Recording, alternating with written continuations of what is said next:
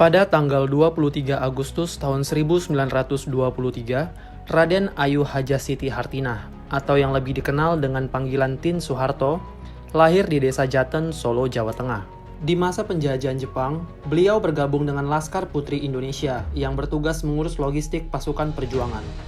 Pada tanggal 26 Desember tahun 1947, ia menikah dengan Soeharto di usianya yang ke-24 tahun.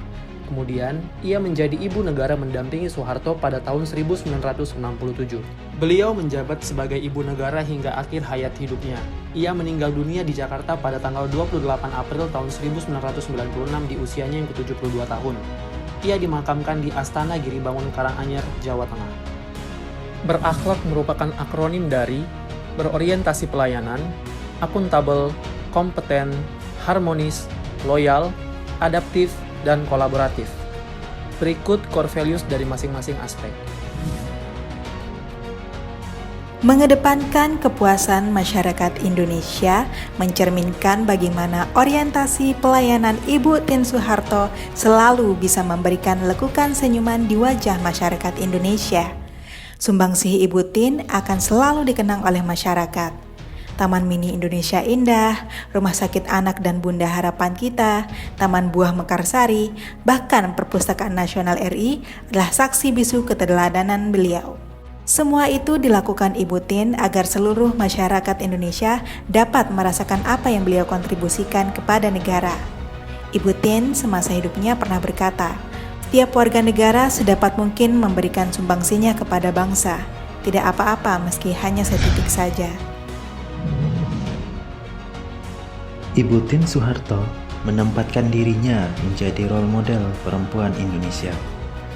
Ketika Presiden Soeharto memimpin, Ibu Tin cukup berpengaruh terhadap lahirnya beberapa kebijakan di masa Orde Baru.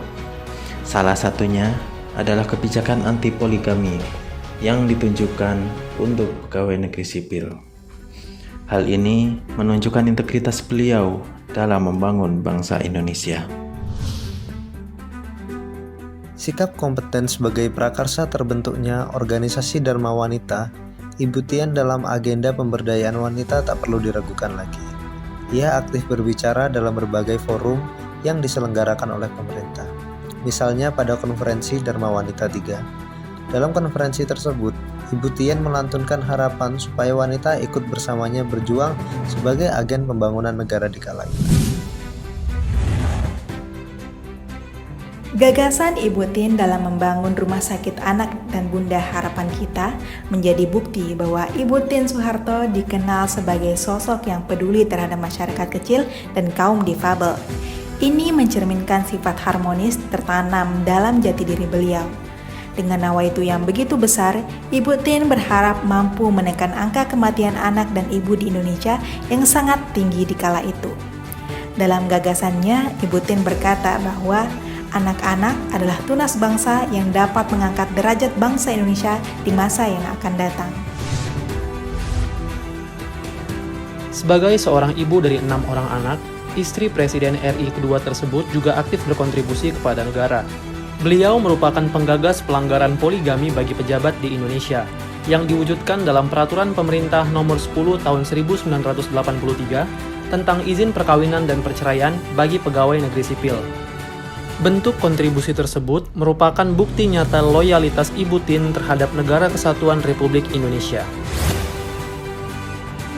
Seiring perkembangan zaman dan meneruskan perjuangan ibu kita R.A. Kartini, Ibu Tin Soeharto menggagas bahwa Dharma Wanita tak melulu berperan aktif kepada urusan keluarga serta rumah tangga, tapi juga wanita berani mengambil peran penting untuk membangun negara. Sebab Dharma Wanita dapat menjadi salah satu bagian penting yang mampu menjembatani kepentingan masyarakat kepada pemerintah. Sifat adaptif juga tercermin pada Ibu Tin Soeharto yang dapat menempatkan diri kapan diperlukan sebagai ibu negara demi kemajuan negara dan kapan dibutuhkan dalam mengurus rumah tangga.